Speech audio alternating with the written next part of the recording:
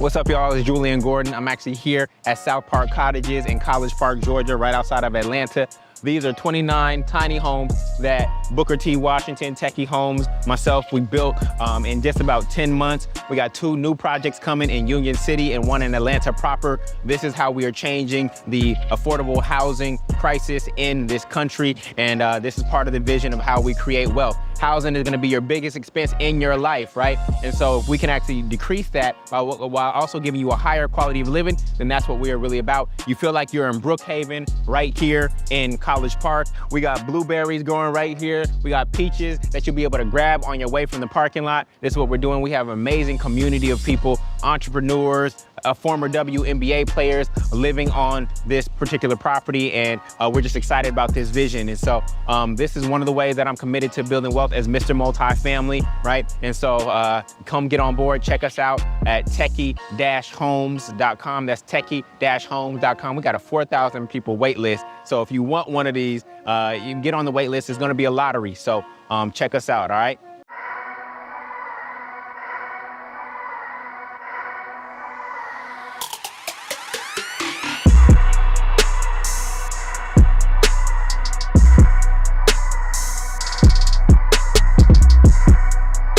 What's up, you guys? Welcome back to another episode of the On the Pursuit podcast. I'm Brennan Boyd. I'm sitting here with the man of the hour. This individual, I told him, I pulled up, I felt like I already knew him.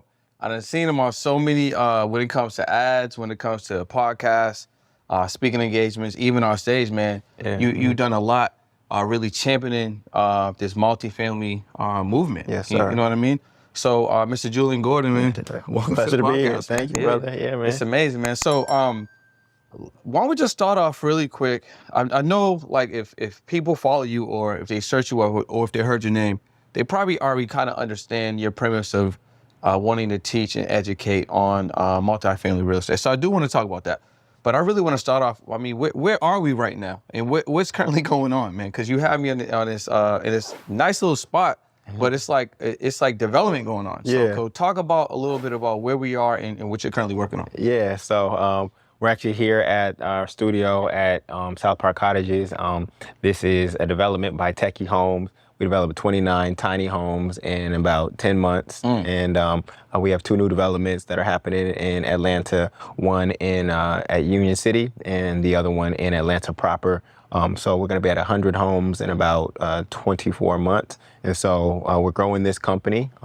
You know, the real way to true wealth is equity stakes and scalable companies. It's one thing to make high active income, trading time for money. It's one thing to have digital programs and have a cash cow and things of that nature. But when we look at the world's wealthiest people, they have large equity stakes in scalable national companies. And so I'm excited about the vision that Booker T. Washington has created here with Techie Homes. I wasn't here on the ground floor. I came in around the 2nd level. Okay. But I'm gonna ride that elevator up and support him in every way possible to expand this vision nationwide. So let's talk about the wealth creation aspect, right? Because you said some of the wealthiest people in the world, they have these equity stakes. Yeah. So what has allowed your mind to shift a little bit to that, or was that always part of your vision when you started to invest in multi-family real estate? Yeah, I mean, no, that was not always part of the vision. So, you know, when you are on your journey, the first thing is, how can I increase my income? How can I get to 6 figures, right? And so you're looking for ways to increase your active income, and that's through a pay raise, through switching companies, whatever. And then you realize that there's a glass ceiling there, and that no matter how hard I work, it's going to be hard for me to get beyond a certain level, especially in a larger company where there are actual pay levels and scales that are defined. It's not based on your value. It's just based on how that company lays out its pyramid structure, right? And even when you look at the salary of the person who's at the top, is it what you desire ultimately? And it may be, but are you willing to sacrifice everything that's required to get there? And do you want to wait? Sometimes in certain companies, especially you get up higher and higher, you have to wait until that person leaves or dies above you before you can actually get to the next level. So to put your financial well-being in the hands of another entity outside of oneself, you realize that there's limitations there. So then that naturally leads to entrepreneurship. For me, that began Actually, it began sitting at my godmother's barbecue restaurant in Hayward, California. It's called Carmen and Family Barbecue. Is it still there? Yeah, it's still there. You got to pull up. They got vegan options? They barbecue? No. No. Nah? Straight pork. Oh, man, damn. Straight pork, right? Wait. Do they got some mean barbecue sauce though? Mean barbecue sauce. Yes. I think I rock with Yes. that. Yeah. At least go get some barbecue sauce. So she actually exposed me to entrepreneurship. Both my parents were doctors, so they followed the Cosby plan: just be good, get good grades, go to good school, get a good job, and they were doing well, and that worked for that particular generation. But I saw her and the freedom that she had, and how she was able to empower her entire family through entrepreneurship. She put the whole family on. It's called Carmen and Family Barbecue. So we had up to 4 restaurants in Hayward, Fremont, Tracy, and Berkeley, California at one point. And the whole family has been able to be supported based on this one entity, right? So that was my early exposure to entrepreneurship. And then, of course, in college, I read Rich Dad, Poor Dad. And that exposed me to real estate investing and thinking about money differently. And I knew at that moment I wasn't buying a single family home, because at the very same time I was reading that, my mother was actually losing her home in Oakland, California. Today, that home is worth $1.8 million. It's crazy how like the real estate, well, first of all, real estate in California is crazy. Yeah. But I think in that Oakland, San Francisco market, it's like ridiculous how much those properties have like grown in value. 100%. I mean, a lot of that money from the valley bleeds up to San Francisco, and then when people can't afford San Francisco, then it goes over to the Bay. It goes over to Oakland, California. So, she had done everything that she was supposed to, but she ended up dealing with a mental health issue that caused her to derail her career. And it's not her fault. It's just literally mental health. And so that's the danger. I realized the danger of having one income, right? Even if it's a high active income, something can happen to you or to the company, and all of a sudden it's gone. Yeah, it's gone. And that puts everything that you built in jeopardy. And so I witnessed that. And so I knew I wasn't buying a single family home. And finally, years later, over a decade later, when I was in Brooklyn, New York, I was renting there initially, and I was keeping my cost of living low. I was an entrepreneur at the time. And I saw the opportunity to acquire my first multifamily home. It was a triplex in Bed-Stuy. It was called Do or Die Bed-Stuy at the time. Facts. And I think I've been around that. That way. At the time I bought it, it's called Do or Die Bed-Stuy. And people are like, why would you buy in a neighborhood that has the word die in it? Well, I saw some of the 30. Life coming. It had life coming, right. Life it was being resurrected, correct. Yeah. So I saw some of the 33 signs of gentrification. This is a framework that I've laid out, so how you can see patterns. I saw the same pattern in Oakland. I saw the same pattern in Inglewood when I was down there at UCLA. And I saw the same pattern in Brooklyn. So when you see the same pattern over and over again, and you missed it the other time because I didn't have capital at that time, you jump on it. And I guessed correctly. It wasn't even a guess. It was a pattern. It's pattern recognition. It's not a guess. And so that property is up over $500,000 in value since purchasing it about 10 years ago, because I saw the same pattern playing out over and over and over again. And so once I collected my first rent check, I went from paying immediately, just like that, within 3 months of, searching and being under contract and closing, I went from paying expensive rent in Brooklyn to being paid expensive rent in Brooklyn. Yeah, that's a different. That's a different. That's a different feeling. And then on top of that, this is my first passive income stream that's consistent. So that acquisition, that initial acquisition, was your first cash flow that you didn't have to work for after you purchased the property. Correct. And when you taste that, it's game over. You know what I'm saying? And so to the audience, you have to ask yourself, would you rather $50,000 in passive income, just say a year for right now, or would you rather $100,000 a year job that you have to go work for? And I'm going to leave that to the comment section. Leave a comment below. Yeah, what do you think? Y'all want the $100K in salary, or you want the $50K in passive? Yeah. So I realized that the name of the game was to build your passive income that wasn't based on trading time for money. Monopoly. Right, monopoly. And so there's only 4 classes in the United States, and only one of them is free, right? There's the lower class, there's the middle class, there's the upper class who have high active income. But the other class of people that they didn't tell us about that I've added language to is the asset class. The asset class. The asset class are people who their assets cover their cost of living, and they are free. And they can still work. They can still go be in the upper class. They can still go make active income, but it's by choice. Not because they have to, right? And so their assets cover their cost of living. Anything that they bring in from their active income is actually play money if they just want to enjoy life in certain ways. And so And then the three types of income that people need, they need their active income, and we want our active income to be as high as possible. You need semi-passive income, and that could be a real estate portfolio that you manage. Yeah. And then you need 100% passive income. So you need to define which asset classes you're going to have for each of those. So for somebody, that's going to be my job as my active income. And then I'm going to do multifamily real estate and have up to maybe 10 units as semi-passive that I manage. I'll go run over there and do that thing. And then I'm going to invest in REITs, right? Or something like that. Or I'm going to give a real estate investment trust. Yeah, exactly. Or I'm going to do Prosper, where I'm actually loaning out my excess capital to other people. That's going to be my 100% passive, right? So you have to find out which are your three types of income that you're going to have. Again, you're active, you're semi-passive, which means you're kind of involved, but not heavily, and then you're 100% passive. So you said a lot of things, man, that I definitely want to touch on, but I think one of the main things is, like, how'd you get so smart? And the reason why I'm asking you that specifically, because I know that there's people probably watching this and listening to this, right? Yeah. And they're like, yo, listen, that sounds good. Like I want to do that. But you can't do everything all at once. There's levels. You gotta start somewhere, right? So if someone's not investing in real estate, if they don't have a high level of financial literacy, what's a good path that you would lay out for someone to just kind of start getting more familiar with some of the language and then some of the information that you just shared? That's a great question. How did I learn what I know? It actually started after reading Rich Dad Poor Dad. I decided to start a book club at UCLA, right? In that book club, we read Richest Man in Babylon. We were reading all these financial literacy books. It was called Stocks and Bonds. Sister taking ownership of their knowledge of cash and stocks.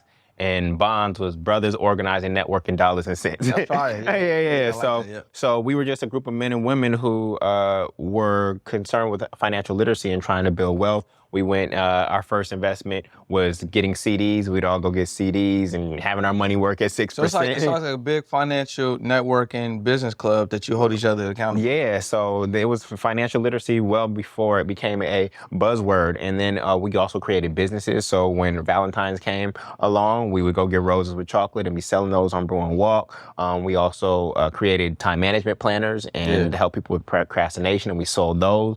So we were actually creating businesses and just seeing how we could create businesses from the power of our mind. And you guys generated revenue inside of the group. Correct. And then you also enriched each other with the knowledge. And then I think what's dope is, like, you all read the same book, and I feel like you all made sure you got the lessons from each book. Correct. Everyone understood that. Correct. Went on to the next book, you had actionable steps. Yep. You all contributed to that. So yeah, that sounds amazing. It was really, really powerful. And what is so beautiful now that I think on it, a lot of those people have become entrepreneurs. One of the members, she actually has a huge hair beauty product store in Los Angeles. You know, that space has been dominated by Asians and are coming into our communities. Yeah. She said, no, we're going to reclaim that. And so she has a huge store there. Another woman has a tutoring agency. So I know that the seeds that were planted there while we were engage in what I call liberal arts education. Liberal arts education is what costs you, right? This is why people have student debt. Shakespeare's not helping you today.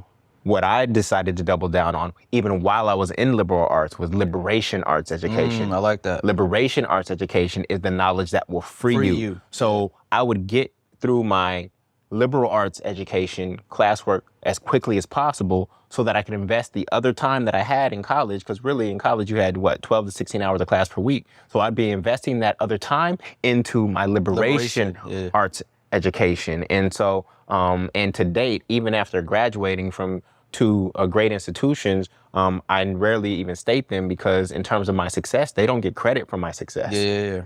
I've actually invested more in my own mind and my liberation arts education than I paid in tuition to both of those schools. What's up, y'all? So I want to take a second to speak to my creators. So whether you currently got a podcast or think about launching a podcast, maybe you got a YouTube channel and you think about launching a YouTube channel, here are the facts. Did you know that 9 out of 10 creators actually quit because they don't have anyone to hold them accountable? That's why all you need to do, right? Click that link below, join my Action Takers community, because not only are we gonna hold you accountable, we're gonna teach you how to execute at a higher level. Plus, give you access to principles and strategies to grow your mindset and generate more revenue. So what are you waiting for? Click that link below and join one of the fastest growing content and accountability communities, all right? I'll see you on the inside. So let me ask you that real quick, right? Yeah. Why, and I don't mean to cut you off. It's all good. Why do people look at it's a scam to invest in yourself. So if I'm like, hey, you know, Jullien and I, we about to invest 100K into this mentor to learn, I don't know, let's say mergers and acquisitions. Yeah. But, you know, we will get questioned or looked at one way with that. But if we took that same 100 and we invested it into, like, you know, a college, Yeah. everyone's kind of going with that. Why do you think when it comes to personal development, investing in learning that knowledge from a specialist, someone that's doing what you want to do, it's looked at differently than if you just go to traditional college? Yeah, so it's a couple things. One, because they were scammed by traditional college, and they see the student that hopefully it's been forgiven. I pray that it's been forgiven for you. But they feel like they got scammed already. So they're at a point where they actually don't want to invest more in education because education gets lumped all together.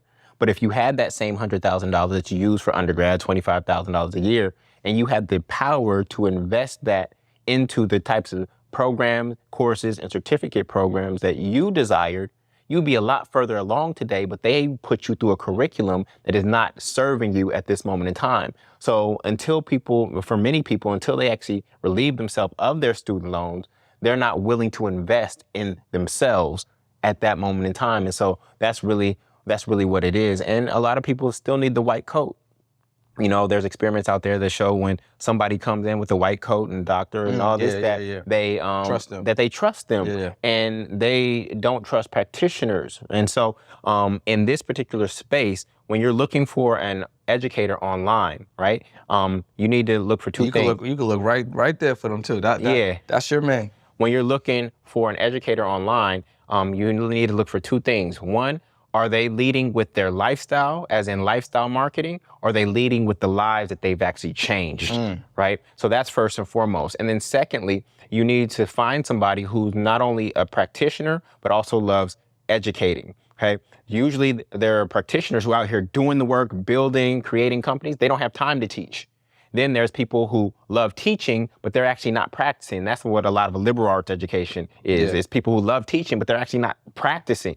And so when you can find somebody who's not only has a passion for teaching, but also is a practitioner at the same time, that is a great combination to look for when you're looking for an educator online that's not certified by some big university, but just somebody who has found you and you found them, and they are asking for payment for their wisdom and knowledge. They are going to turn decades into days. They're bringing all of their experience, their mistakes, their strategies. They're giving you all of that in a condensed way so that you don't have to go through that path. The most valuable thing to you is time. Whether you pay for their program or not, it's going to cost you. It's going to cost you in terms of time, money, and mistakes. So you can go try to DIY and do it on your own. But the real question is if you could have done it on your own, you would have done it.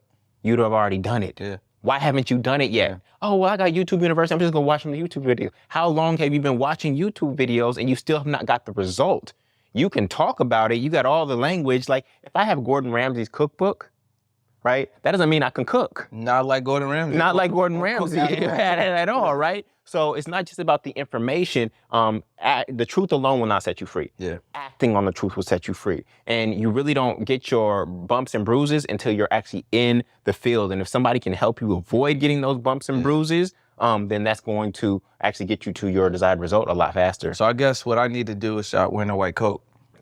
Hey, we might have to. Marketing, right? We might have to. Yeah, but in marketing, there's other way. For me, the number one way for credibility is like Net Promoter Score is my testimonials. To date, in the multifamily movement, we've helped 798 people close on their first multifamily home. We're going to cross 800 this week. And so together we close on over $300 million worth of real estate. So if you have to choose between me and some other person who's claiming to teach about real estate, and they have their own story and 3 testimonials, and not even testimonials, results, because some people can give testimonials that haven't got a result, right? I'm talking about real results. Then you have to make a decision based on that. I know that through my system and processes, I've realized as an educator, as a real estate educator, in addition to investor and developer, is that it's not just about the transfer of information, right? I have to be here for your transformation. And so the multifamily movement is not just a series of videos, right? there's actually a whole bunch of accountability structures that my team implements to make sure that you actually get through the information and take action on it. That's why we have so many results, is because it's really about the accountability. And it's my methodology is rooted in the same program that my mother ended up going through, which was Alcoholics Anonymous. It's around accountability to keep people sober, right? So if that structure can keep people sober and navigate an addiction, but I can take that same methodology of the collective accountability, the milestones and things of that nature, and integrate that into you closing on your first multifamily home. Now we're moving towards we're not unifying around something that was negative, which was an addiction. We're actually unifying around something that is positive, which is you creating generational wealth for your family. Yeah, and my mom was actually in NA. So I remember going to meetings with her, sidebar. Yeah. You know, because you mentioned the AA. But yeah, she used to always get the keychains with the colors. And the coins, yep. Yeah. So like they would show the checkpoints and the length of time that you've been able to stay consistent. Yeah. And I think that's important, right? Because you mentioned like having that accountability, having that success coach that might be in there, making sure, hey, this is what we covered. Where we at? Okay, we got somebody new. Let me pair you with maybe a accountability partner or a battle buddy or something to get you up to speed, or just making sure that you don't fall too far behind. Yeah. But again, man, just so many things that you just dropped there. I also want to dial back to you had talked about like that corporate pyramid, right? Yeah. And normally when people hear the word pyramid, they also attribute that to like another like scam or pyramid scheme and stuff like that. But I think they neglect that the corporate pyramid is actually what could be looked at as a real scheme. Yeah. You know what I'm saying? Because it's going to keep you trapped. It's going to keep you safe. So talk about how, you know, even if someone's getting some comfortable revenue, right, how they can maybe take some of that revenue and then start investing in, you know, multifamily movement, the multifamily real estate, to start maybe if they're not going to fully jump into entrepreneurship, because that could be a little scary for some people, they could at least have some cash flow and some passive income, because if they lose that job, they won't be in a situation like that your mom was in 100%. back then that she was. 100%. So a couple of things for those who are in corporate and have W-2 jobs. The first thing is keep your cost of living as low as possible, not to a place of discomfort. I want you to enjoy life and enjoy it right here and right now. But when you get a pay raise, you do not want to actually increase your cost of living, because otherwise you're in the same rat race, or just at a higher rate. You actually have to run faster. So if you were making 60 and you were living at 40, when you get that pay raise to 80, don't jump to 60 in terms of your expenses. Maybe go up to 45 or maybe 50, because now that extra $10,000, that extra $15,000, that's actually money that you can now put to work. You have two jobs. Your first job is to work for money, and your second job is to make money work for you. And most people fail at their second job, right? You're doing well at your first job, but you fail at your second job. And when do you do that? Well, when you're making your money work, right? All of your employees, you have Washington, Lincoln, right? Hamilton, Benjamin Franklin, these are your employees, and you have to make them work. And so if you leave them in a savings account, you're only getting 0.03% interest in a savings account. They're getting fat in the savings account. And actually, they're not getting fat. They're actually losing weight due to inflation. Losing weight. They're losing weight due to inflation, right? Because inflation is, I call it -8. They say inflation's 8%. No. That's making you think it's going up in a good way. No, it's -8, meaning that your money is going down, right? The $100 from last year is only $92 this year in terms of buying power. And so if you use a rule of 72, let me just put this in perspective for you. If you use a rule of 72, it tells you how long it takes you to double your money. 72 divided by 0.03, which is the savings account rate in your Bank of America, it will take you 2,400 years to double your money in a Bank of America savings account. I don't think we're going to be around that long. No, 2,400 years.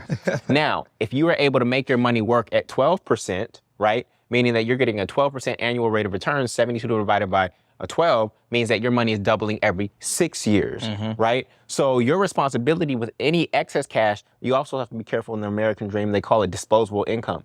Disposable means trash. And so now you're starting to think of extra money as trash. No, you want duplicatable income, right? And so your job, your second job after your day job, is to make the excess duplicatable. You're supposed to invest it in stocks, real estate, your own business. Now, what is the easiest business for you to start? And many of you hate your job.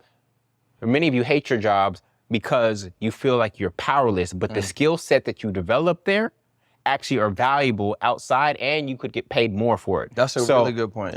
So your law firm for instance, they're charging billable hours $500 an hour, but they're only paying you $100. Now, $100 an hour is $200,000 a year. That's pretty good, right? But where's that extra $400 going? Of course, they have overhead, the buildings, and things of that nature. But do you realize they're still charging for your skill set? So if you could actually go out and market yourself and get an equal client, you could actually be keeping the $500 in total. Or let's say you can't charge what your law firm is charging. Let's say you charge $350 or $400. Now you are making 3 to 4 times more off the same skill set, all because you knew how to market yourself. You knew how to market yourself. So you still need to keep your LinkedIn profile up to date, not just for headhunters, but in a certain way, you actually have to show that you're also available to work with clients on the side, as long as it doesn't violate your employment contract. And so you want to build, if you're thinking about entrepreneurship, you don't just have to jump ship and then just say, I'm out here winging it. You can actually build the revenue in a secondary business up to a point before you actually make that transition. Now, it will likely not get to the point where it matches your salary. Why? Because that's where faith comes in. At some point, for another idea to grow substantially, you have to fully commit. You can't be 40 hours over here and put 10 hours over here and expect that 10 hours to match the 40. At some point, God is going to challenge you to say, if you truly believe in this and yourself, you have to release that in order for this to expand. And that's what I had to do. I quit my job January 9th, 2009 at the bottom of the last recession. And I had an $18,000 saved, and my expenses were $3,000 a month. So I had a 6-month runway, and I had to figure it out. But guess what? Over 10 years later, figured it out. I'm here. I'm here, right? And with more abundance than I could have ever imagined, even more abundance than if I had taken the traditional corporate job coming out of business school, right? So this is just that's a fact. So when I left business school, I went and worked at a nonprofit. I did marketing for a nonprofit, but I knew that I was going to quit once I reached that 18-month savings, that $18,000 in savings, or the 18-month mark. So knowing that I had a forced deadline based on my savings goal or my time goal, it forced me to get everything in order for my transition, to maximize the skill sets and the opportunities that employment opportunity was offering me, build my network, build my social capital, right? Build my financial capital, build my intellectual capital. I learned all kinds of skills it was like paid scholarship, right? And I knew that I needed these things to actually be able to go out on my own. And so having that specific deadline, because guess what they did? Month 17, they offered me a raise. That was a temp. That was a temp. It was a temp. It was like, yo, what you want? Do you really want it? You got this plan. But here's a little carrot. It looks good. It could be attractive. And why couldn't you give me that raise? Why didn't you give me that raise before? Right? Right? You had the money, obviously, right? So they offered me a raise, but I knew what my purpose was. And my purpose was not to be there. I served them in that gap while I was actually refining what my purpose was and how to match my blessing model, which is how I give to the world, and my business model, which is how I receive back, so that I can give at a greater and greater level. You have to have both. A lot of people are great givers, but they are not great receivers. And your business model is how you receive money from the marketplace so that you can keep on giving. So I got this this methodology, right? I really work to make it very simple, especially when I'm talking to entrepreneurs of how they can receive money. Right. So what I notice, right, when if it's a brand new entrepreneur, or maybe they're good at their business, but they got all these processes, and the processes are making it harder for them to, let's say, receive money. I say, hey, listen, well, if you're in a metropolitan city, like a busy city, 9 times out of 10, there's a homeless person maybe on a busy street, busy corner, right? So the homeless person knows something that a lot of entrepreneurs overlook. A lot of entrepreneurs, business owners, they're like, yo, I need the email list, I need the text message list, I need the funnels, I need the websites, I need all my assets done. I need all my products done. I need the software. The homeless person doesn't have none of that. They're going to the business corner where there's traffic. Right? They're gonna have a message they're gonna maybe write it on a piece of cardboard or something. It might be funny, it might be witty, it might be straight to the point, right? It might be brash, whatever it is, or it could be wholesome. And they're gonna have a cup. Now, a cup they could have got from yesterday. So they got their message, they're right where traffic is, and they have a way for people to pay them. And a lot of them now might even have Cash App or Venmo, right? They're giving opportunities, right? But a lot of entrepreneurs, that's why I'm even sharing it, because you talked about it very clear right there. created an opportunity to receive the money. Yes. And you should have that. Yeah. Right. And I've even talking to. I remember I was trying to get a car wash before I left. I've been away for like 3 weeks from home, just kind of like moving around and stuff like that. I was trying to get a car wash. The dude had one way to pay. Yeah. I'm like, I can't pay that way. So I can't pay you. I can't pay you this way, this way, this way. I have 5 different ways that I can pay you. Right. But you have one way to receive, and I can't do that. So you're just gonna not receive. Yeah. So I think that is huge, man. So the action you all need to take just to make this actionable. Yeah. You need to go get a PayPal. Yeah. A Cash App. Facts. Zelle. Yeah. Venmo. Yeah. You need to just have those on Stripe. deck. Get Stripe. And Stripe as well. Yeah. And then also get the reader for your phone, Yeah. the Square reader for your phone. Facts. You just need to have ways for people to pay you. Just by opening up the ways for people to pay you, opportunities to get paid are going to come. Now, one of the biggest breakthroughs for me in building my business was redefining sales. Okay, sales is often thought of as something that's sleazy. You're trying to get over on people. You're not trying to get over on people. You're trying to help people get over something that they've been struggling with. Yeah. Okay? It's not about persuasion. It's not about convincing people to do something that they don't want to do, right? So the definition of sales, I changed my definition of sales. It was like a divine download that came to me, and it opened up the floodgates. Y'all need to pay attention because it sounds like it's about to go crazy. It's going to be simple. Sales is simply the process of getting someone to accept help. That's it. That's pretty good. That's all it is. Yeah, I normally define it as sharing, but I think that even makes it even more crystal clear, right? Because you can't help no one if they aren't looking at it that way. 100%. Yeah. So a lot of people are trying to do it on their own. They're trying to fix their marriage on their own. They're trying to build their business on their own. They're trying to build a podcast studio on their own, right? And so we're in this YouTube university era and everybody's trying to DIY. But again, DIY is going to cost them time, money, and mistakes. And so sales is really you sharing, right, in a way that lets them know that they might actually know what they're doing and that YouTube is not going to be enough, and getting them to a position where they're willing to say, I accept help. I give up trying to do it on my own. I keep making mistakes. I keep wasting money. My marriage isn't getting better. My business isn't getting better, etc. I actually need help. That's all sales is. And the reason you're willing to sell them is because you know you can help them get to their desired destination faster, safer, and easier than if they continue to try to do it on their own.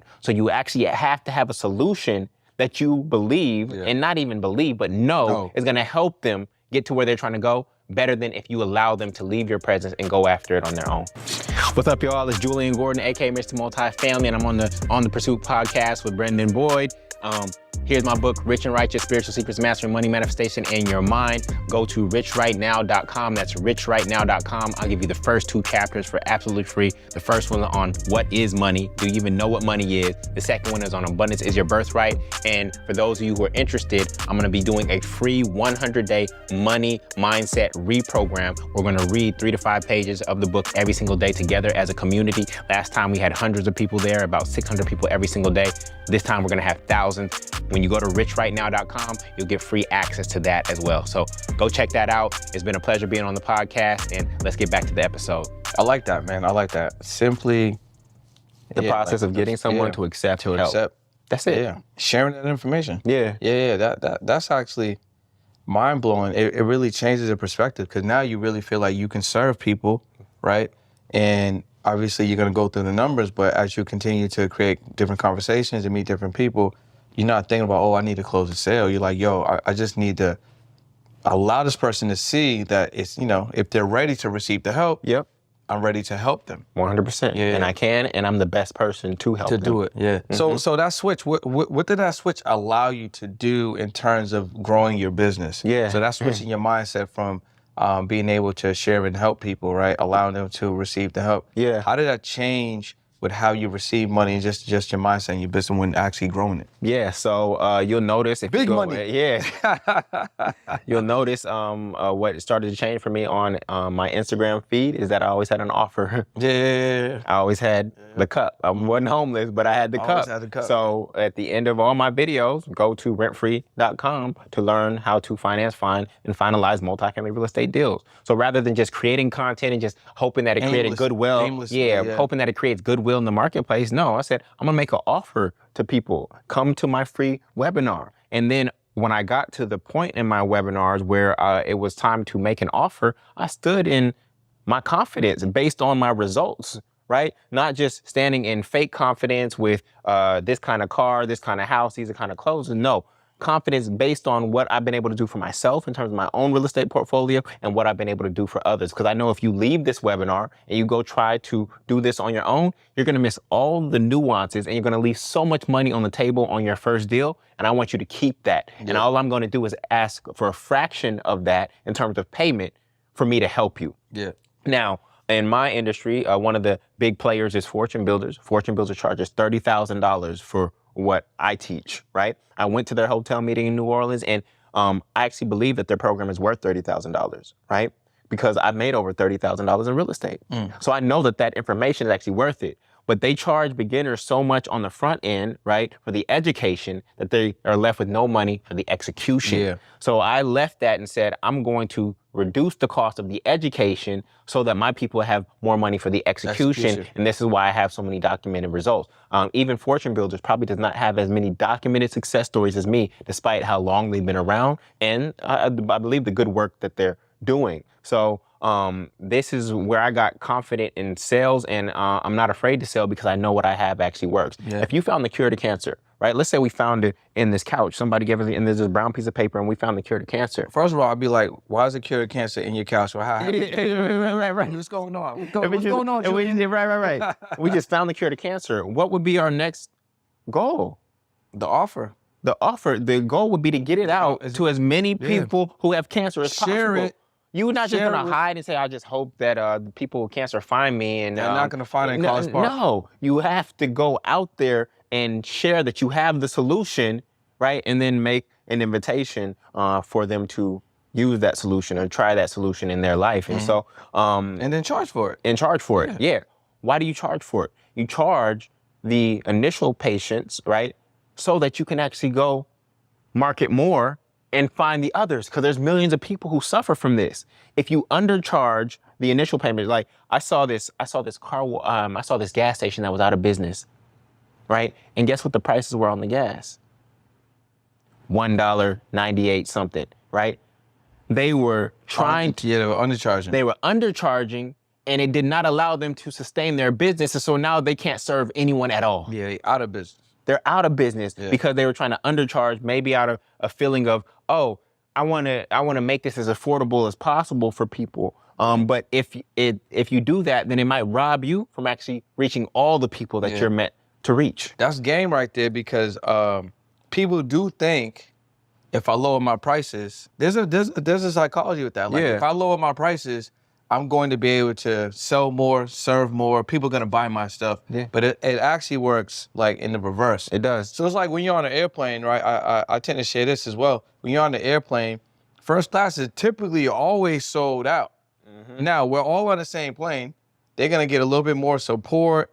They probably got the menu, maybe a pillow. They got the headphones. The flight attendant's going to speak to them a little bit longer. They might see the captain, right? And there's only a limited amount of seats. Yeah. Whereas the economy, where the ticket prices are a little bit less, is hundreds of people, right? You got that third row. You're uncomfortable. Flight attendant may take a little longer. There's a line to get to the bathroom, right? So people are willing to pay premium, and the people that you meet paying premium are also premium, right? So the thought process is to have your products and services priced at and according to the market, right? Or even if you're going to have it a little bit less, maybe that's a flash, limited time. Maybe that's an intro offer, right? But you still have a version of your product or service that's large enough that's going to serve people that see themselves at premium. Right? By having a lower price, you're not saving that person's money. That person just spending their premium dollars with someone else. Yeah, 100%. Tesla did it, right? Yeah. So Tesla started with the Model S, right? And that was their higher end car. And actually producing and building their infrastructure based on that premium client then allowed them to come downstream and create the model. I think it was the Roadster. The Roadster was first. But that was Roadster, really high. Then the S, yes. And being able to create that premium product and serve allowed them to build the entire infrastructure so then they can now produce the Model 3 and the Model Y for the masses. If they try to do it the other way around, if Fruit of the Loom started charging $100 for a t-shirt.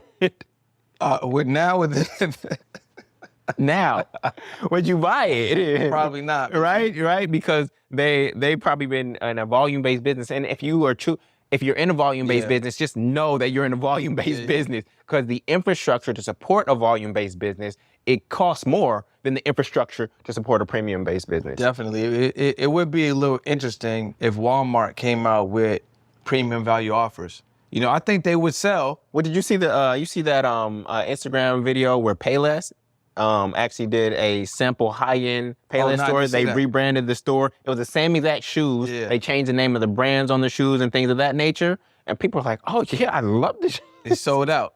Sold out, same shoes. So they just rebranded, changed the name of the shoes, right? And then just totally different positioning.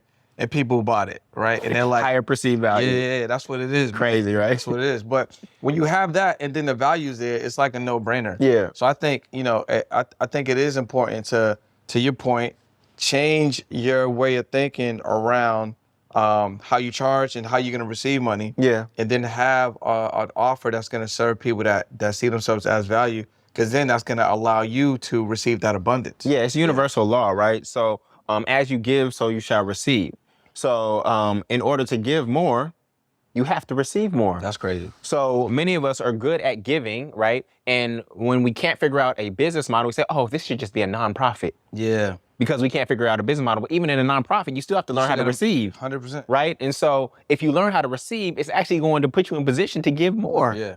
And so we have to develop that muscle equally. A lot of us get caught up in being overgivers, and this is why we feel burned out, depleted, and frustrated. But once you learn how to receive at the level of your giving, then it creates a virtuous cycle, and that cycle just continues to get bigger and bigger and bigger. And this is how you see your impact grow, is because your ability to receive is matching the level of giving that you want. If I want to help 100,000 people achieve $1 million in net worth, I have to receive at a huge level in order to do that. Right? When I set out my first goal for the multifamily movement, help 300 people close, right? 300 was the number Harriet Tubman had helped free through the Underground Railroad. So that was my number.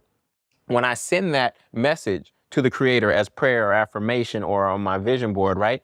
Guess what? In order to help 300 people close on multifamily real estate, I have to receive a lot, because it's going to require a lot of money in order for me to market, to support, to build curriculum, et cetera, to support them. Not only did it require $1 million for that actual vision, but it also resulted in me having $1 million because I helped them achieve their goals, right? So most people's vision board doesn't require them to be a millionaire. They say they want to be most people's vision board doesn't require them to be a millionaire. Because if you look at all the things on their vision board, they can get almost all of them, with the exception of the house, for like $200,000. They could pay off their student debt. I'm debt free. I got the car that I wanted. I got these clothes, this and that. Most vision boards are selfish. So you're talking about the vision should be bigger. Your vision, if you want to be a millionaire, your vision needs to require you to have $1 million and or result in you having $1 million. Yeah. When I set out to help 300 people, God was like, yeah, you're going to need $1 million for that. That started circulating to me. Definitely. And it also resulted in me having abundance and leftover and overflow of $1 million as well in terms of my overflow. I was already a millionaire prior to even teaching this, right? But I'm just saying in terms of that specific vision, right? So you need a bigger vision. Your vision board needs to expand beyond just you. This is why you don't need $1 million. That's precisely why you don't have it. You don't need it. Everything you need in life, guess what? You got. You got oxygen, you got food, you got a roof over your head, you got somebody to help you with your kids, you got everything you need. You don't get your wants, you get your needs. And until you make $1 million a need for you, a legitimate need is the highest form of desire. Need is the highest form of desire, because if the oxygen got sucked out of this room, we would desire oxygen right now. Yes. Need is pay a premium for it. And pay a premium for it. Need is the highest form of desire. So right now you don't need $1 million. This is precisely why you don't have it. Yeah, that's crazy. I like that. The conviction is there, bro. You know what I'm saying? Yeah. I'm on the pod and I could just imagine how it's gonna convey to the audience, and I know it's gonna wake someone up. That's one person. I know it's gonna make someone pick something up that they have put down. I know it's gonna make somebody move now. Yeah. And and take action. Yeah. And think bigger. Think bigger, family, about what's possible for you in your life. Yeah. Yeah. 100%. 100%. Hey, are you an entrepreneur or a business owner and you feel like you had a ceiling in your business? Well, it's not because there's anything wrong with your products or services. It's simply because you need more exposure. More people need to know who you are and what you do. My name is Brendan Boyd, and I want to help you get on more podcasts, more YouTube shows, and other opportunities to get in front of more people. All you need to do is click that link below and book a call with me or someone from my team, and we're gonna find out if we're a good fit to help you get in front of more people.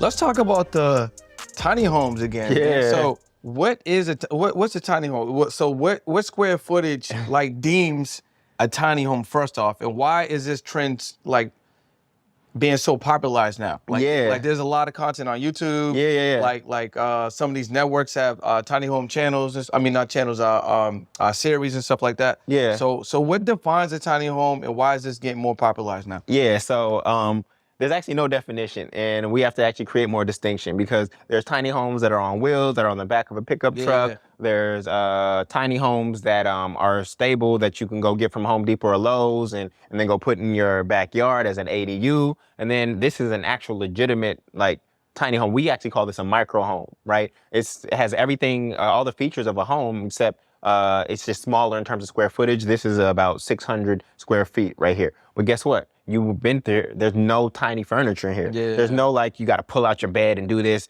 This is an actual home, right? So there's like something you put on the back of your trailer. Then there's something you put in your backyard, and then there's like micro homes. And so that's kind of the range. And so why is this becoming so popular? Because the number one expense in our life is going to be housing, whether it's rent or mortgage. Okay, so in Atlanta, the average cost of a home is $400,000. So your mortgage with property, principal, interest, tax, insurance, right? And even repairs, because most people don't account for repairs of a home. When you need a $10,000 roof, where's that coming from? That's coming from your savings account, right? So when you account for setting aside money for repairs, you're going to be spending about $3,000 a month on in terms of that mortgage and other repairs that come along with owning a home. Rent, and the average rent in Atlanta is around $1886, right? And the mortgage on this space, even with 180 in HOA, is only $1,580. First of all, Atlanta really sounds like, even in this emerging economy, and I know Atlanta is more expensive than it used to be, it still sounds cheap relative to Miami, 100%. New York, 100%. California, Chicago, Boston. Where I'm from, Boston's crazy. Right. Even Jersey. 100%. So that's crazy. So this is a brand new home. Brand new home. Community, you're in a park. Blueberries, you pick blueberries on the way to your house. Blueberries and peaches. Outside right now? Right. Cool. Yo, I have to get some. On your way into your house. So how many homes are in this community right now? 29. So it's 29. We built these in 10 months. So you built 29 homes, pretty much this similar spec? Similar spec, yeah. There's 3 models here. Okay, in 10 months. Yeah. Is there still room to build more in this community? No, we're done here. We're going to Union City. There's 20 homes going up there, and then in Atlanta proper be about 50. The same 3 specs. So you're gonna use this model? We actually 2 new models coming to Union City. Crazy, we keep improving the models. Yeah. So why do people do it? Lower than rent. Yeah. Higher quality of life. How are you able to put these up so quickly? 29 in 10 months sounds.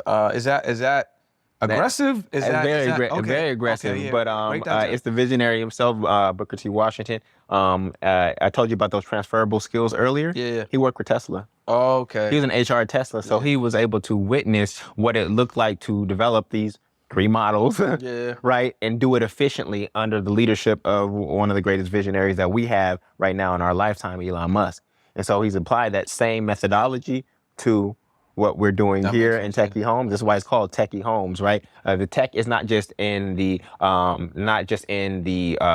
internet. It's not just in the solar panels. It's not just in the house being a smart home. The tech is also in how quickly we're able to operate and innovate and design and execute, right?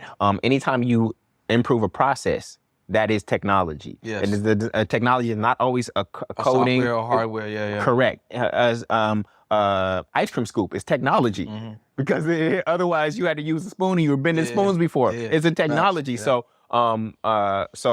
The efficiency that has happened here has been absolutely amazing. Yeah, that sounds crazy. Yeah, because it can take people 4 months to just redo a bathroom in their home. 100%. I got a friend in California right now, and she's been showing me the process of just like doing some renovations in her home. And she spent, first she just focused on both bathrooms. Yeah. Right, because she got 3 and a 2.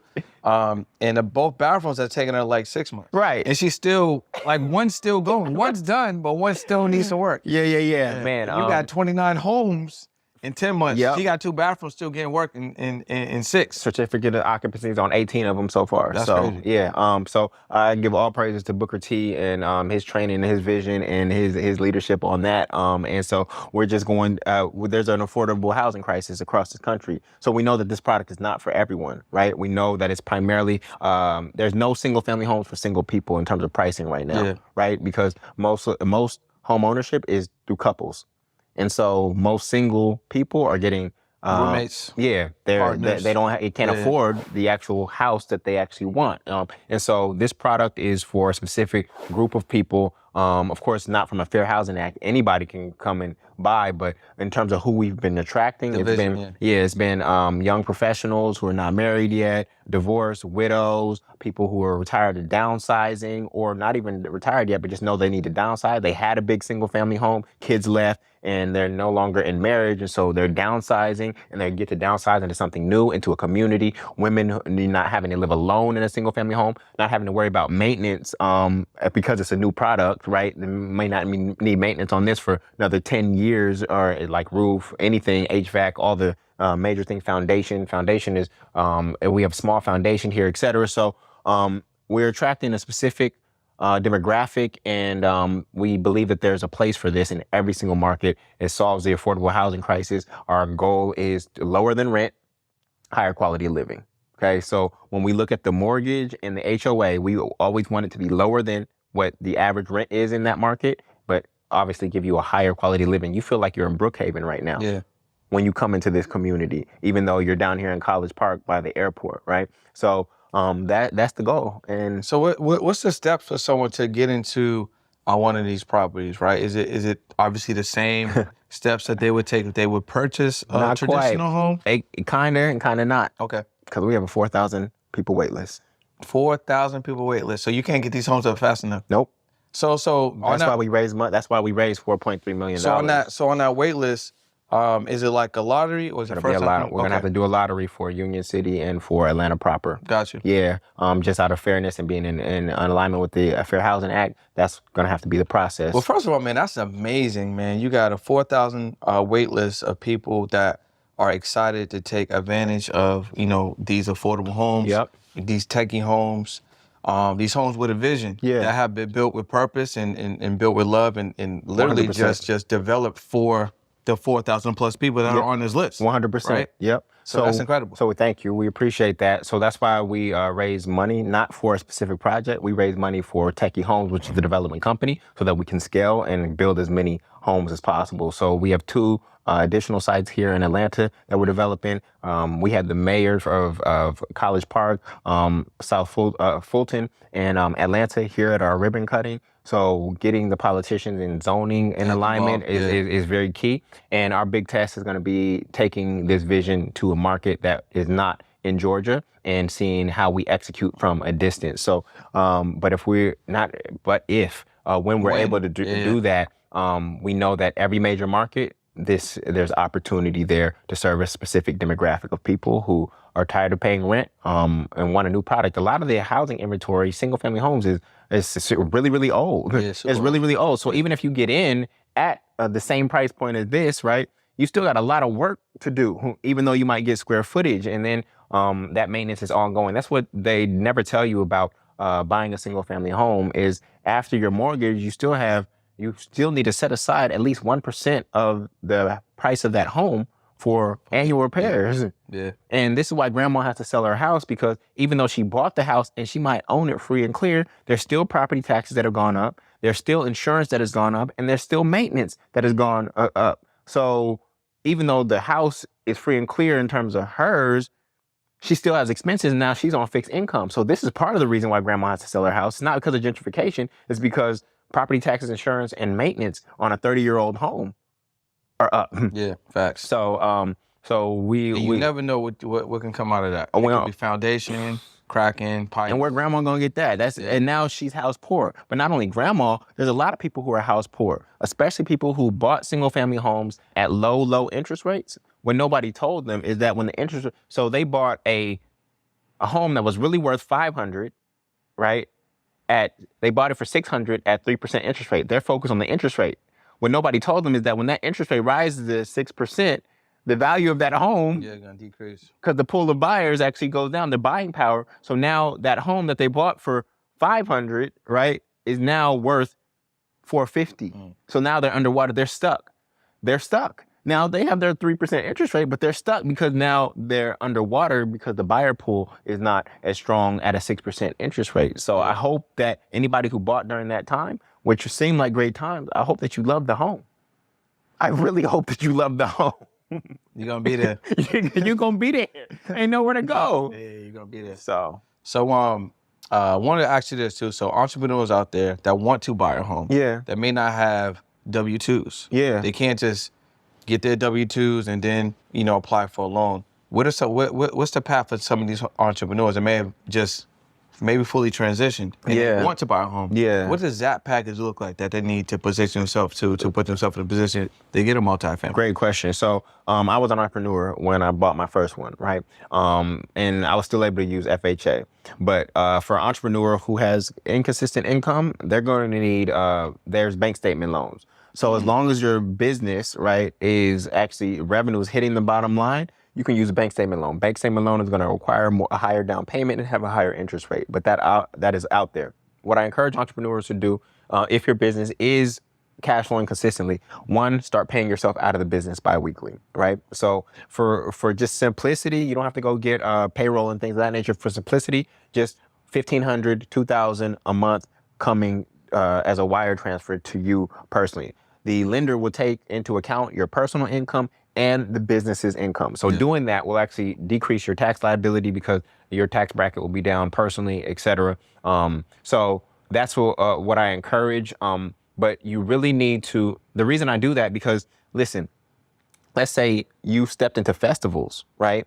And your festival, you're an entrepreneur and you're doing festivals and you only do 2 a year. So you have income pops 2 months out of the year, but because you were paying yourself consistently, right? The lender will see, oh, you're still getting paid consistently, even though the business's revenue spikes 2 times in the year. Yeah. So that's really, really key because you have to think like the lender. Well, I'm an entrepreneur and I'm even actually making more money than I made when I was at a job, but it's inconsistent. So they want to see the consistency there. You still have, money still has to hit the bottom line. To a lender, they are more concerned with you being able to make monthly payments than seeing how much money you have saved in an account. So if you have a $500,000 saved, but you aren't making any income, lender's not going to lend to you because they're more concerned with the consistency of cash flow coming in because they know they're about to take 1/3 of it for your housing expense in the form of a mortgage. Yeah, that's really good. And I think that it kind of provides some clarity because I feel like, if you're just operating out of like one bank account, one checking account, maybe one savings account, you're not sending money to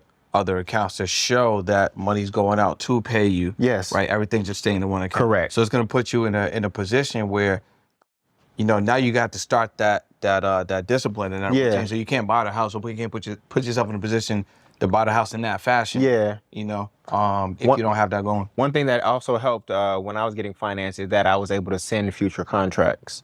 So I sent future contracts to my lender to show like, look, this contract's already signed because I was in college speaking at the time. Yeah. And so I bought the home in May, but I had a whole bunch of speaking engagements coming up in July and August as students who started school. Yeah, so I showed them, I sent future contracts of a guaranteed revenue, contractual revenue coming in the future months just to add to my file. Yeah. That's good. That's good. So let's talk about the book really quick, man. Yeah. And I would love to get a tour of the spot. And I want to show you guys what's really going on the grounds, man. So, So let's talk about your book. Yeah, man. So the book is Rich and Righteous, Spiritual Secrets to Mastering Money Manifestation in Your Mind. It was a divine download that came to me at the beginning of COVID. I knew that the world was going to slip into a scarcity consciousness. And as I said before, I quit my job at the bottom of the last recession. Yeah. So it was my abundance mindset, right, that allowed me to navigate that and thrive in that. Not just survive, but thrive in that. And so all these manifestations that you've seen in my life, from my own real estate portfolio to my student success, et cetera, I knew I had to demonstrate be a public demonstrator, just like Jesus was. I had to be a public demonstrator first before teaching people the unseen spiritual principles, that mental mindset that was actually behind it all. And so this was my opportunity to share with people how I think about money, how I think about wealth, how I think about life, how I think about my relationship to God, and how it is manifested in all the abundance that you see. I don't perceive any money as my money. My name is not on any dollar bill. Right? It is all, money is just stored energy. It's an inert spiritual substance that I get to use to do good and do God's work here on earth. And when I redefine it as that, then it changed the way I related to it. 13 out of 39 of Jesus' parables were about money, because we can easily have a perverted or inverted relationship with money that actually takes us away from the divinity that is within us and the abundance that is meant to be ours. And so it gets distracted. It gets distracted and it becomes the goal. It is a means to an end. It is not the end, right? And so, but many of us get it confused, and we end up serving money, and money becomes our master. And so in the book, I explain what money is. I explain why abundance is your birthright as a child of God. And then I go through the 10 money commandments that draw money to you. How do you think about money? How do you speak about money? How do you receive money? Part of the conversation that we have. So these are some of the 10 money commandments, and really it's about making money come. They're commandments. It says thy kingdom. It's thy kingdom come. You actually don't have to chase money. When you start chasing money, if you chase a cat, it's going to run from you. Definitely. Right? But if you have what a cat needs, then that's all girls are too, bro. Same, right? Girls, I'd be like, I'd be having to chase them. The ones I don't chase. like, they'd be like knocking. Don't chase. So same thing with money, right? You actually want to have what it needs and what it wants, and then it will come to you. So we want to attract. We want to attract, and one of the best ways to attract money is by having a valuable solution that can help as many people as possible. And so we're actually doing a 100-day money mindset reprogram. I did it before.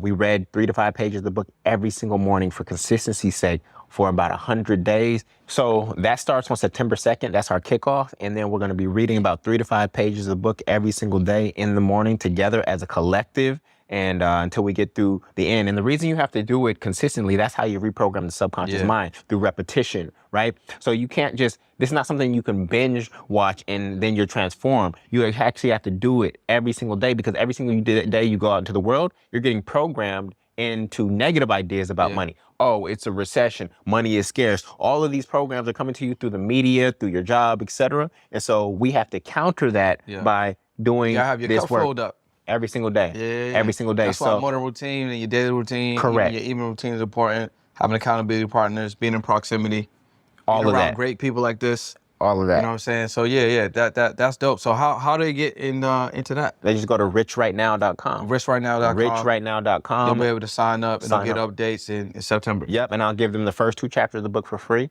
What is money and abundance is your birthright. That's just free gift for you. And then you'll get reminded about when we start in September, and it's going to be a journey. You set your phone alarm and wake up, and it's going to blow your mind. The first 2 chapters are going to blow your mind. But then when you have me reading it, when is the last time you had an author care so much that they read their book to you? Not just audio book, but actually went into detail and actually was teaching from the book as they read it. See, for me, it's not about just getting the book in your hands. It's about getting it into your head and your heart, be it the conscious and subconscious mind, because that's where the real transformation takes place. And so, that was a nudge, a spiritual nudge last November, the first time we did it. Said, wake up, and God said, wake up and read your book. Like, okay, out of obedience, I just did it. Hundreds of people started coming on. We had over 600 people coming daily to these readings. And there's churches out there that don't even have 600 people come on one Sunday. So I know there's something powerful here. And so we're doing it again, bigger and better. Hope to have thousands of people. No, you will. You definitely will. And I'm going to help you with that, bro. I'm going to share that. I appreciate that. I love that. And I think there's a lot of people I know that will love to be a part of that. Or it could be just right on time for them. And I also do these monthly meetups in different cities, like business meetups. So maybe there's a way that we can incorporate that, and I can at least get that messaging out to them. Dope. Hopefully, I would love to have you come to one. Yeah, I would love that. The book's right there. So and I got a copy for you that I'll sign before you head out. So this is the book, Rich and Righteous: Spiritual Secrets of Mastering Money Manifestation in Your Mind. This is not some ebook, y'all. That's an inch thick right there. That's a Bible. That's a Bible. This is your financial Bible right here. Financial Bible. 100%. So Awesome. Okay, and if someone's watching this or listening to this, Yeah. you're closing in on 100 people that you're helping. 1,000, yeah. Closing, right? I meant to say 1,000. Yeah. Closing on property. Yeah. Multifamily. If they wanted to be one of the next in that, movement, how can they get into the multifamily movement? Yeah, you can go to rentfree.com. That's rentfree.com. You're trying to get rid of your housing expense, rentfree.com. That'll be an invitation to my next webinar whenever I do it. And I'll teach you how to find and finalize your first multifamily real estate deal. And if you believe that I'm the best person to help you get there on what I call the above ground railroad, literally multifamily real estate is above ground and is a pathway to freedom. Yeah. I would love to help you. I've helped almost 800 people. We'll have 800 this week. I'm pretty certain of that. And I know I can help you. There's only one person who I can't help succeed, and that's the person who is chronically unemployed. Yeah. They are happily receiving an unemployment check. They are not looking forward to getting employed ever again because you don't have income. Even if you've been bankrupt, we just have to wait 24 months after discharge. And so since I know most of you are not chronically unemployed and you're not bankrupt, I know I can help you succeed. I have people all over the country in expensive markets. I have single moms. I have people on veterans, people on disability, because disability, there's still fixed income there. Yeah. Just how high is your fixed income? So I've helped people all different walks of life and background close on their first multifamily home in different markets, different situations, and I know I can help you. Man, this has been amazing, man. I appreciate you inviting me to your tiny brother. home. I appreciate you. Yes, You know what I'm yes. saying? We're about to check out the property. You guys are gonna see that, hopefully. Not hopefully, you're definitely gonna see a little bit of the grounds. And yeah, man, this has been great. So normally I ask, any book recommendations and stuff like that. But this is the recommendation right here. This is a recommendation. There'll be a link below so you can tap into that. I've read it over 10 times, mean, and I still get divine downloads as I'm reading it. So when did you finish this? I finished this January 2021? Okay. Yeah, January 2021. Oh, got you. Yeah. How long did it take you? 6 months. Waking up at 3 a.m. Every single morning. That's the hour too. So yeah, Spirit woke me up, and literally, I don't feel like my name should be here. I feel like I was the channel, but this like when I read, I was like, I wrote that? Yeah. That's You know what I'm saying? Yeah. So I read it 10 times and I still get gems from it. So I'm just grateful to be used in this way. So that's fire, bro. That's fire. All right, man. This is another podcast, another amazing podcast. One. On the Pursuit podcast with my guy, Jullien Gordon. Yes. You guys got to definitely make sure that you subscribe to his YouTube channel. Follow him on all the social media, what's Instagram, TikTok, Twitter, everything. It's Jullien, 2 L's, IEN, Gordon, Gordon, Jullien. And grab the book below. Yes. Make sure you guys tap in. Definitely comment, subscribe if you enjoyed this episode. Yeah, man. Definitely let him help you buy a house. Salute. Let's go.